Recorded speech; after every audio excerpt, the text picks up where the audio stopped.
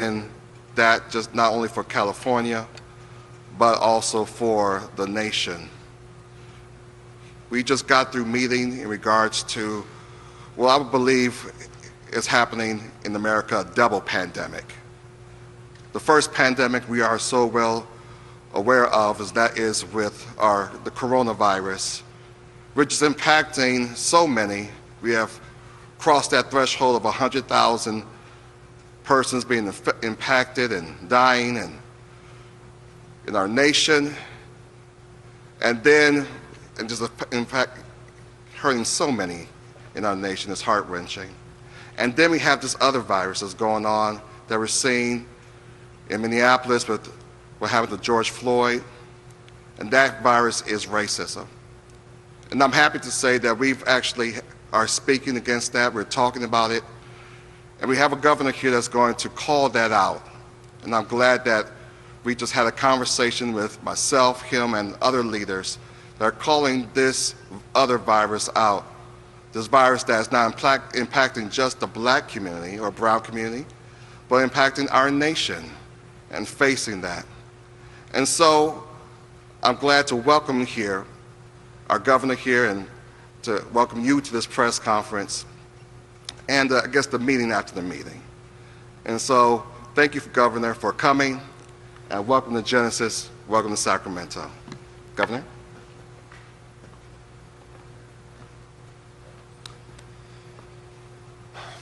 Thank you, Pastor Porter, and thank you to all of those that are assembled here behind the cameras, that took the time to reach out and connect, not just with me, to one another, to talk about the state, not only of the state of California, but the state of this nation, and more broadly, the world that we live in. Today's meeting, like so many that I've had, are humbling. The voices of concern, consternation, anxiety are real, they're raw, and I recognize foundationally and fundamentally that so often people in my position are inadequate to the moment. So often we try to meet the moment with rhetoric, we feign resolve, we make a point to assert a new paradigm, and yet over and over and over and over again, we hear the names of those whose lives have been lost, have been taken, justice that was never advanced, and communities continuing to feel that they're not only being torn asunder, but not being listened to. And I fear, as I know many Americans fear, that we could be back in that moment. Every moment when you're in it feels like it's a different moment. Every moment when we're in it, we feel like, well, this time we're going to do things fundamentally differently. Yet over and over and over and over again, we don't meet that next moment. Over and over and over again, we fail to rationalize the goodwill, and we fail to materialize and manifest the ideals that we so often assert. And so I come here today, place of worship, humbled by that past, humbled by the fact that I've been part of that past as a former county supervisor, as a former mayor, as a former lieutenant governor, as a governor of the nation's largest state. The question I have to ask myself, the question we have to ask ourselves, are we capable of not just meeting this moment, but capable of doing justice to the moments in front of us? I could put together a group of advisors, I could put together a task force, I could promise and promote a few pieces of legislation. But I said this on Friday, I'll say it again, program passing is not problem solving. You got to change hearts, minds, you got to change culture, not just laws. And we have to own up to some very difficult things. The black community is not responsible for what's happening in this country right now. We are. We are. Our institutions are responsible. We are accountable to this moment. Let's just call that out. We have a unique responsibility to the black community in this country, and we've been playing lip service about that for generations. generations. Just things move away in headlines, and we indulge on the margins, but we don't systemically, foundationally address the root of these issues. We prune. We don't tear out the institutional racism from all of our institutions, large and small. We don't. And we know that. And the community knows that. You're seeing that manifested out in the streets the last 5 days. They know that.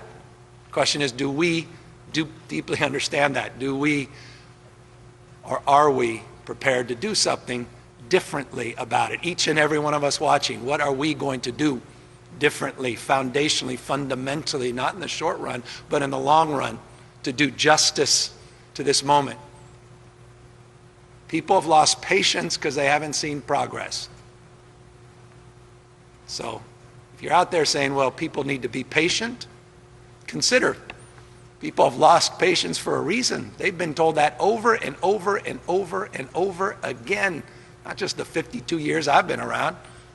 My parents, my grandparents, their parents' generation heard the same. Just be patient. Heck, I've quoted Dr. King on ad nauseum, a long arch of history bends towards justice. We've made progress. But this is a manifestation of everything we've been promoting that we haven't delivered. People have lost patience. And if leaders are going to meet not just this moment, but the moments in front of us, we better start listening. We better start hearing people. We better own up to our own responsibility, own accountability that led to this moment. Society becomes how we behave. We are our behaviors. Each and every one of us has an obligation to do more and better. And folks in my position, more still. I get that. I own that. But leaders can be found everywhere. Leadership's not just some fancy title. We are desperate for leadership in this country, desperate for leadership in the state of California, desperate for leadership in communities large and small. Leaders can be found anywhere. You don't have to be something to do something, to soften the edges, and in the spirit of Bobby Kennedy, make more gentle the life of this world. Dr. King didn't wait to become President of the United States to exercise his authority. Every day he shared his moral authority. Each and every one of us has the capacity to exercise their moral authority every day. And we need moral leaders, now more than ever. Each and every one of us has that capacity. Resides inside of us. It's our capacity to lead by example, to find our better angels, to focus on the things that unite us, not what divide us, and to reinforce a sense of optimism because we recognize we have to do things differently, and we're resolved to prove that, not just assert that, and to hold ourselves to account, because each of us will be judged and judge each other to the extent we do justice and advance our cause in a different way. And so I am here as your governor, humbled over the course of the last 5 days, resolved to keep the peace, but recognizing that an armed camp is not a place of peace, and that the answer to violence is not more violence, and that if we're going to create the conditions to truly advance police, people have to know we mean it, and they have to know that they matter and we care. And so for those of you that are out there protesting, I want you to know you matter. And I want you to know I care, we care. And I don't want to just demonstrate that rhetorically. I want you to know that I have a unique responsibility to prove that to you, not just assert it. You've lost patience, so have I. You are right to feel wronged. You are right to feel the way you are feeling. And we collectively society has a responsibility to you to be better and to do better. To those that want to exploit this moment, that want to flame the violence and fear, we hear you as well, but we don't have the same sensitivities as it relates to those that are trying to exercise their voice from a place of hurt and pain.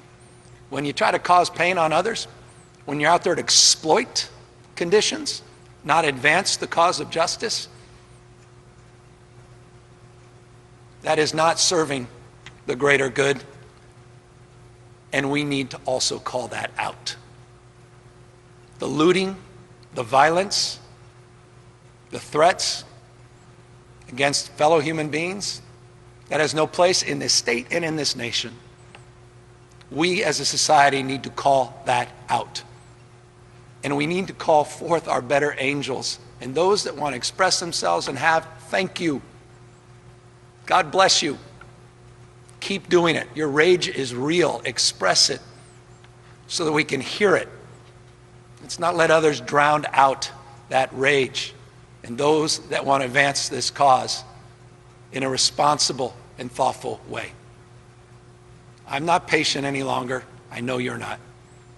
We hear you, and we have a responsibility now to prove to you, not just to assert, that we're capable of being more and doing better as a society and a community. And so I just again want to express my deep gratitude, my deep humility to those leaders of every stripe that all across this state and all across our nation are doing justice in this moment.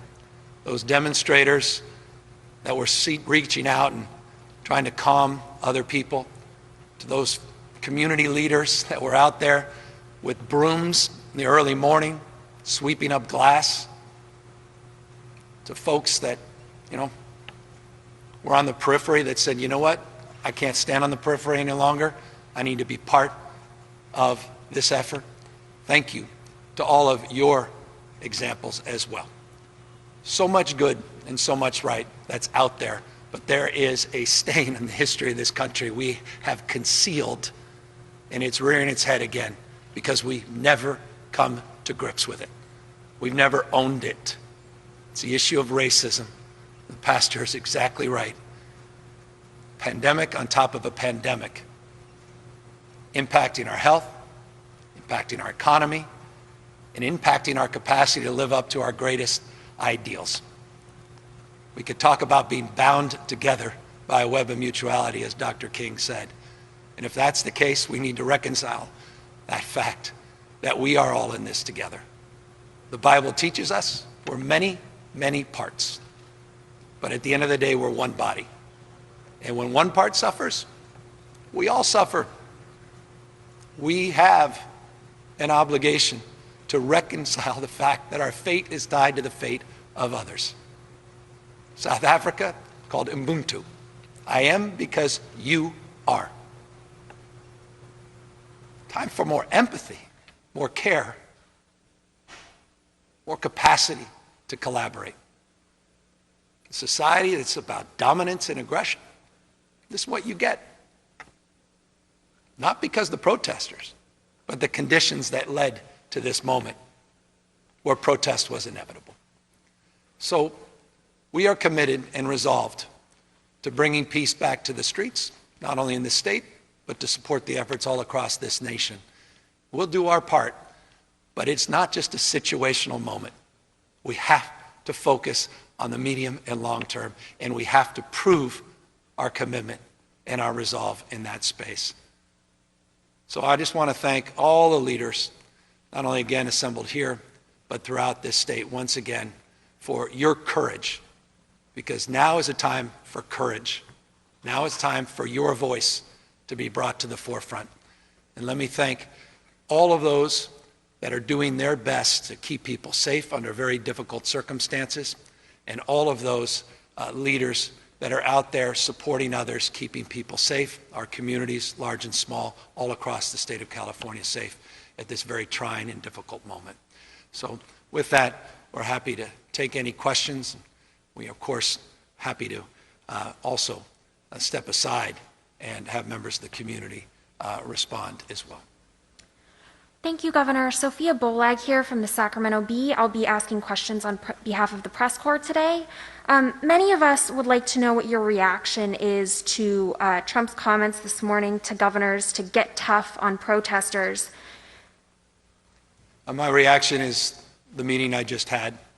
My reaction are the words that I just spoke. My reaction is my commitment to the people of this state, the most diverse state in the world's most diverse democracy, to focus on the things that unite us, not what divides us, to make sure people are safe, but to make sure people recognize that there's something that lies deep underneath that has come to the fore that needs to be dealt with an equivalency of energy, focus, and resolve. We will provide the resources as needed to members of our community, leaders all up and down the state of California, but we must resolve to provide those resources to address these systemic problems at the same time. You've avoided criticizing the president since the start of the pandemic. Should we interpret your comments today as a criticism of what he said this morning? I have a choice. We all have a choice. I could be part of the daily back and forth in the news cycle and continue to perpetuate the problems that persist in this country. I could choose to go back and forth and just be another voice in that cause. Or I can choose to focus a message that I think is so much more powerful, and I hope more resonant, people watching, and that is, I care more about them than some of the noise I heard on a morning phone call. You said that the country needs leadership right now. Do you think that the president is providing adequate leadership? As I said, leadership can be found anywhere. In the absence of leaders, of people in positions of formal authority, we have people that exercise their moral authority each and every day. Church leaders, community leaders, faith-based leaders of all stripes, teachers, parents, caregivers, people, strangers walking the street that exercise their moral authority by trying to soften the edges of people that are apt to do more harm and create more violence. Leaders in law enforcement that meet this moment, that recognize the empathy that's called for as well. That kind of leadership is desperately needed in this nation and is ample if people begin to exercise it. And that's my hope and that's my resolve, is to find those leaders to call for more of that kind of leadership in this country. Tim Pucco of the Wall Street Journal would like to know what the plan is tonight for managing protests and dealing with break-ins and theft, and in particular, what changes or tactics you're supporting to de-escalate confrontations, violence, and damage. Well, we're working with mayors in cities and counties, large and small, sheriffs, and obviously working with leaders of the community, not just those in law enforcement, to exercise more control, more authority, again, moral authority, not just formal authority, to address the issue of violence.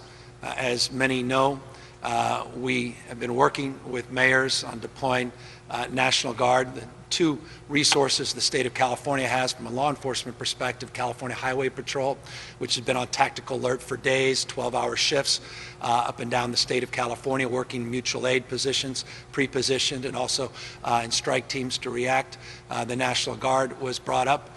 Over 3,400 National Guardsmen and women were called up. Today we added another 1,100, so we have over 4,500 National Guard men and women that are available throughout the state of California.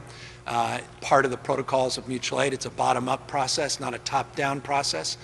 Mayors working with their chiefs, working to coordinate and collaborate the deployment of those teams. The National Guard, as you know, have been already distributed parts of the state, disproportionately concentrated in Southern California, but in Northern California, we have people pre-assembled. We have folks in other parts of the state that have been called back up, but thousands and thousands of National Guardsmen and women, by the way, who are also members of the community, many putting on their uniform, dentists, doctors, folks that work in construction, that are part of that group that are participating in making sure that we keep the peace and will continue to meet the requests, we believe, of every mayor and every police chief in the state. We've done so far, and we intend to continue to. So are you waiting for local leaders to ask you for help before deploying more National Guardsmen and women, or are you proactively sending them to places that you think need help? Well, you cannot proactively send them in without creating more problems than you fix. If the state of California, from the state capitol, is sending National Guardsmen and women without concurrence, support, collaboration, and coordination through the mutual aid system, through a spirit of collaboration and support at the county level and the local level, then that's a recipe for more problems. The process we have today is well established, very formal. It's a mutual aid process, established as just two proxy examples in the Bay Area, in Oakland, and in San Francisco. San Francisco had mutual aid yesterday from Tulare County, from Santa Barbara County, other parts of the state coming in to provide mutual aid into the city and county of San Francisco. Similarly, mutual aid from surrounding regions into Oakland, other parts of the state, a mutual aid approach first, working with CHP to help coordinate and collaborate as relates to efforts on freeways, as relates to jurisdictions where those lines begin to blur, and then the National Guard on top of that to come for logistical supports. But all of that is done through a command and support structure that has a local framework that is appropriate in order to keep all of these jurisdictions and keep the law enforcement approach in a very organized manner and keep people safe. Are you planning any statewide actions to deal with the protests tonight, like a statewide curfew or anything like that? We believe the conditions are very different in Del Norte versus other parts of the state, Imperial, or places in San Diego, different than even here in the Bay Area. So each and every jurisdiction, as a former mayor, I understand this intimately, has made determinations based on conditions as they see them in real time. Curfews as early as 1 p.m. In some parts of the state, others as late as 8 p.m. And that is a determination made by the experts on the ground based upon the conditions in their communities. Statewide, we have 7,000 California Highway Patrol. Again, full tactical alert, have been for days, with protective gear all up and down the state of California. Working again to deploy the National Guard, an additional 1,100 guardsmen and women that are deployed just today, thousands over the last few days. We have many National Guardsmen and women working on COVID response. We are looking at a subset of those on COVID response to see if we can pre-position and make them available to meet the needs of communities all across the state of California. So substantial support from the state of California, and obviously robust local support, mutual aid system well defined, well organized, and a county overlay with the county sheriffs working with CHP and ultimately with the National Guards. The next question is from Jill Cohen of the New York Times. She would like to know how worried you are about the spread of COVID-19 at these protests and how the state is tracking any related spread. And after we saw testing sites close in Los Angeles as curfews went into effect, how are you and local health officials ensuring that protesters can get tested? Well, we want to make sure everybody can get tested. I encourage people to go on the covid19.ca.gov website, type in your zip code, and you'll see the closest site for testing available and open today. Yesterday, we conducted over 67,000 tests, day 4 and 5, into this very challenging period. So people are being tested substantially so all throughout the state of California, even in the midst of this latest challenge. And so we encourage that from public health and public safety perspective, and we want to make sure we continue to provide more sites, more points of access for people to get tested, and obviously when those testing sites open, to deal with the backlog as it relates to those individuals that otherwise would have gotten tested, which again we continue to encourage people all throughout the state with symptoms and those that are asymptomatic that may be in an environment where they're more vulnerable prospect of the spread of this disease. The next question is from Kathleen Ronayne of the Associated Press. You've said you were monitoring violent extremist organizing. Have you found any evidence of such groups infiltrating the protests? And if so, who are they? And do you think that the police are handling them appropriately? Yeah, they're well defined all throughout this country. They're names you've heard of, names I don't even particularly want to reinforce and promote, which is their intent and their interest. But they're well defined, those same names, those same groups, that many do come from out of the communities of which they're creating havoc. Many come from other parts of not only let's be honest, other parts of the country. Many are homegrown. To monitor all of these groups, and it's our intention to continue to collaborate and share that information. A lot of it's generated by the federal government, a lot by the state, and then a very well organized system that has existed for some time in this state, where we share that in real time with local law enforcement. But that is also a two-way conversation, local law enforcement sharing what they're hearing in real time as well. So we are monitoring those groups, and I will say this, I don't think, because I've been deeply involved in terms of the collaborative spirit and engagement at the local, regional, federal level. It's been an incredibly focused and very effective system, and I'm pleased with the communication flow between those respective agencies and those jurisdictions. I understand that you don't want to name the specific groups, but could you generally characterize what type of extremist groups you're talking about here? You have the groups that are hell-bent on creating problems, and anarchist groups. You've got the folks that are well-defined, that have been highlighted by the president and others. And there are other groups out there that are organized, some less organized, and some individuals that are not even organized that certainly are looking to create havoc. I don't by any stretch suggesting we hide these names. These names are well reviewed, well received, but I also see every time an elected official like me mentions them, they start to be spread between their supporters, and with all due respect to some of these groups, I'm not going to give you that privilege right now.